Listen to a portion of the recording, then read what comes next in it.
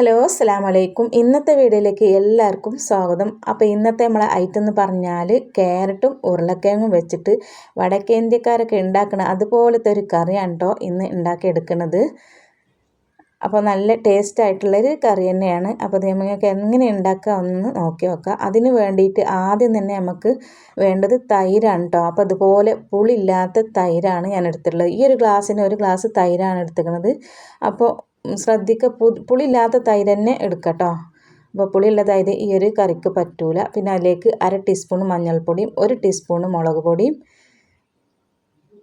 പിന്നെ അതുപോലെ തന്നെ ഒരു 1.5 ടീസ്പൂൺ നമുക്ക് മല്ലിപ്പൊടിയും ചേർക്കണം. അതുപോലെ 1/2 ടീസ്പൂൺ ഗരം മസാലയും കൂടി ചേർത്ത് കൊടുക്കുക. അങ്ങനെ എല്ലാം കൂടി ചേർത്ത് കൊടുത്തിട്ട് പിന്നെ നമുക്ക് എന്ത് ചെയ്യുക, നല്ലോണം അത് ഇളക്കിയിട്ട് ആ തൈരിൽ ഈ പൊടിയൊക്കെ ഇളക്കി നല്ലോണം മിക്സാക്കി കൊടുക്കുക കേട്ടോ. നല്ലോണം ഇളക്കി കൊടുക്കുക.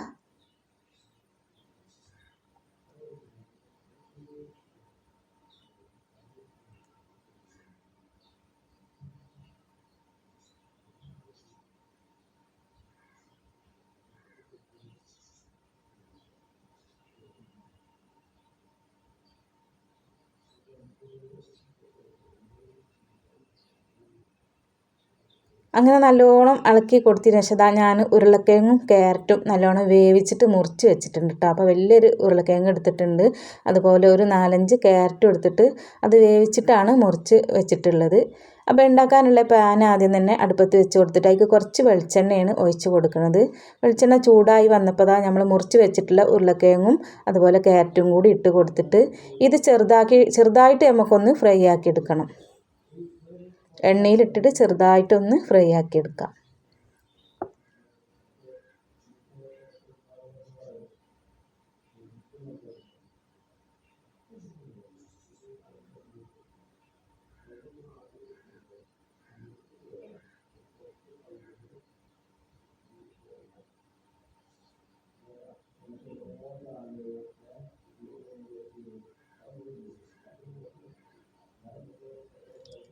അപ്പോൾ കണ്ടോ, ഇതുപോലെ അങ്ങോട്ട് ആക്കിയെടുത്തതിന് ശേഷം നമുക്ക് ഈ എണ്ണയിൽ നിന്ന് ഇത് കോരി മാറ്റിയെടുക്കണം.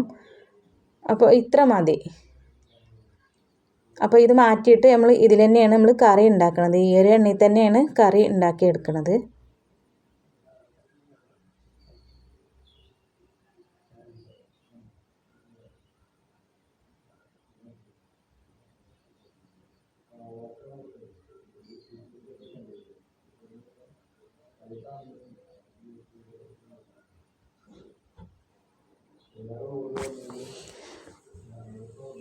അപ്പോൾ ഇതാ എല്ലാം ഞാൻ കോരി മാറ്റിയിട്ടുണ്ട്. ഇനി നമുക്ക് എന്ത് ചെയ്യാമെന്നറിയോ, ആ എണ്ണയ്ക്ക് തന്നെ നമുക്കിതാ കുറച്ച് ജീരകം ഇട്ട് കൊടുത്തിട്ടുണ്ട്. പെരിഞ്ജീരകം കേട്ടോ, ഒരു 1/4 ടീസ്പൂൺ പെരിഞ്ജീരകം ഇട്ട് കൊടുത്തിട്ടുണ്ട്. ആ ജീരകം നന്നായിട്ട് പൊട്ടി വരട്ടെ. അപ്പോൾ ജീരകം നന്നായിട്ട് പൊട്ടി വന്നപ്പോൾ ഇഞ്ചി വെളുത്തുള്ളിയും ചതച്ചതാണ് ഇട്ട് കൊടുത്തിട്ടുള്ളത്. ഇഞ്ചി വെളുത്തുള്ളി ഇട്ട് കൊടുത്തിട്ട് നമുക്ക് കുറച്ച് സമയം ഒന്ന് ഇളക്കിയിട്ട് ആ നല്ലൊരു മണം വരുവോളം ഒന്ന് ഇളക്കി കൊടുക്കുക.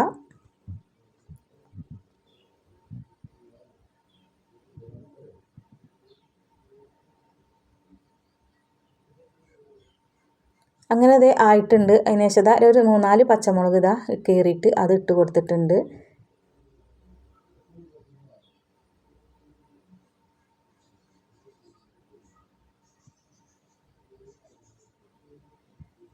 പിന്നെ അത് നമ്മൾ ഒരു സവാള എടുത്തിട്ട് ചെറുതായിട്ട് പൊടിയായിട്ട് അരിഞ്ഞെടുത്തതാണ്. അതും കൂടി ഇട്ട് കൊടുത്തിട്ട് നല്ലോണം ആ ഉള്ളി നല്ലോണം അങ്ങോട്ട് വഴറ്റി കൊടുക്കുക. ഉള്ളി നല്ലോണം വഴറ്റി കൊടുത്തതിന് ശേഷം നമുക്ക് ഇത്തിരി ഉപ്പും കൂടി അതിലേക്ക് ഇട്ട് കൊടുത്തിട്ടുണ്ട്. അപ്പോൾ നമ്മൾ തൈര് കൂട്ടി വെച്ചപ്പോൾ ഉപ്പൊന്നും ഇട്ട് കൊടുത്തിട്ടില്ല കേട്ടോ.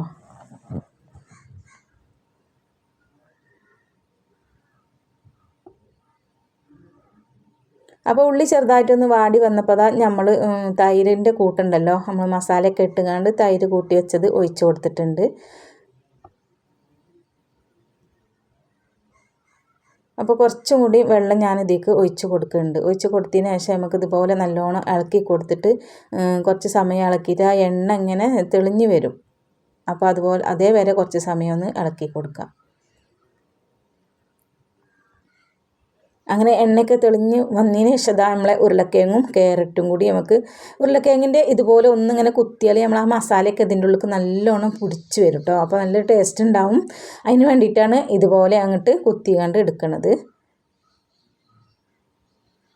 ഒരു ഫോർക്കോ എന്തെങ്കിലുമൊക്കെ വെച്ചിട്ട് ഒന്നിങ്ങനെ ഇതാക്കി കൊടുത്താൽ മതി. ഇനി ഇതാ നമ്മളെ മസാല ഇതുപോലെ അങ്ങോട്ട് എണ്ണയൊക്കെ തെളിഞ്ഞ് വന്നിട്ടുണ്ട് കേട്ടോ. ഇനി ഞാനിതാ കുറച്ച് വെള്ളം കൂടി ഒഴിച്ച് കൊടുക്കുന്നുണ്ട്. അപ്പം നമ്മൾ കറി എത്ര വേണോ അതിനനുസരിച്ചിട്ടുള്ള വെള്ളം ഒഴിച്ച് കൊടുക്കുക. അധികം ലൂസുള്ള ഒരു കറിയല്ല ഇത്. അപ്പോൾ ഉപ്പിൻ്റെ കുറവുണ്ട്, അപ്പോൾ ഇത്തിരി ഉപ്പും കൂടി ഇട്ട് കൊടുത്തിട്ടുണ്ട്. ഇനി നമുക്ക് നമ്മളെ ഉരുളക്കിഴങ്ങും ക്യാരറ്റും കൂടി ഇട്ട് കൊടുക്കാം.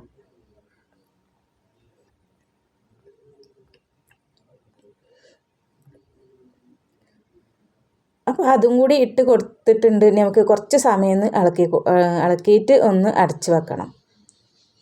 ഒരു 4-5 മിനിറ്റൊക്കെ അടച്ച് വെച്ചാൽ തന്നെ നമ്മളെ കറി ഏകദേശമൊക്കെ റെഡിയായി വരും.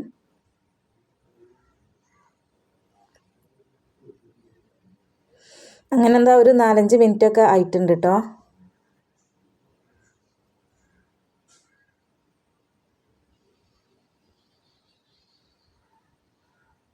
ഇനി ലാസ്റ്റ് ഇതാ ഞാൻ കുറച്ചും കൂടി ഗരം മസാല ചേർത്ത് കൊടുത്തിട്ടുണ്ട്.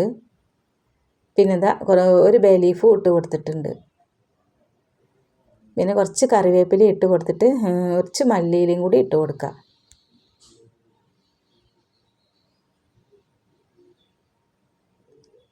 അങ്ങനെ നമ്മളെ അടിപൊളിയായിട്ടുള്ള കറിയാണ് കേട്ടോ.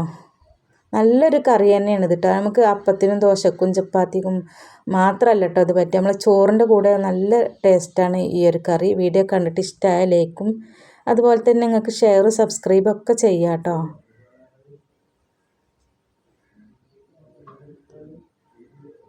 അപ്പോൾ നമ്മളെ കറി ഇതാ ഇവിടെ റെഡി ആയിട്ടുണ്ട്. ഈ ഒരു ലൂസിലാണ് കേട്ടോ ഈ ഒരു കറി നല്ല ടേസ്റ്റ് ഉണ്ടാവുക. അധികം ലൂസായാലും ഈ ഒരു കറിക്കൊരു അത്രക്കൊരു ടേസ്റ്റ് കിട്ടൂല.